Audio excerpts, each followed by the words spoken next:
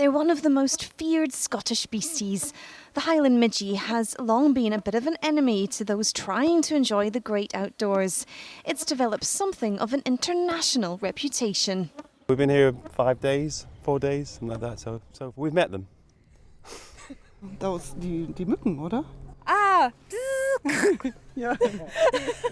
But is this season better or worse? Dr. Alison Blackwell has been working with midgies for 25 years and has some insight into how the little biters are faring.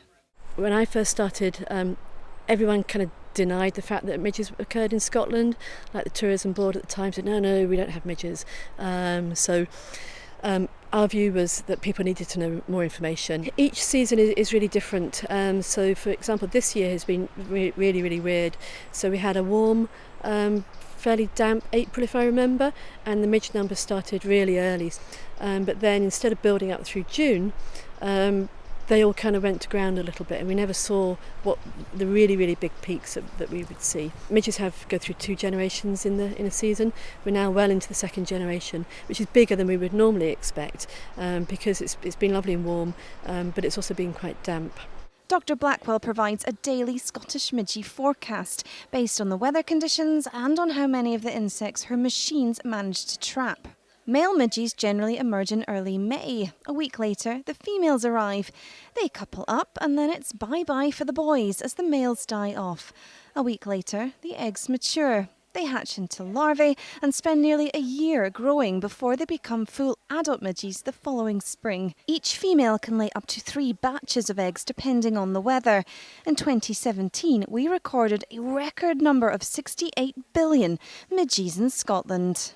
Although we are now well into the 2nd generation of midgie, Dr. Blackwell says we could see an unusual 3rd hatching soon. We would expect this year is, because of the high numbers around just now, those female midges will lay eggs, and then probably they'll give rise to a small 3rd generation in September, which we don't always see. So are we looking at another bumper year of midgies? It's difficult to say. I mean, it could start snowing next week, and that would be the end of the midge season. So it looks at the minute, the second half of the season will be a record compared with the last sort of 5 or 6 years, whereas the first half of the season was pretty mediocre. Midgies love our cool, damp forests, especially with our boggy ground and all these fantastic ferns. Now, they usually come out around dawn and at dusk, and they are often usually drawn to cattle, their preferred food, but they're also drawn to us because of the carbon dioxide in our breath. If they were given a choice about who they wanted to bite, they wouldn't bite a person, they would go for deer or cow or any larger mammal. So it's really because humans have invaded midge territory effectively that we get bitten. So I think they were probably there first.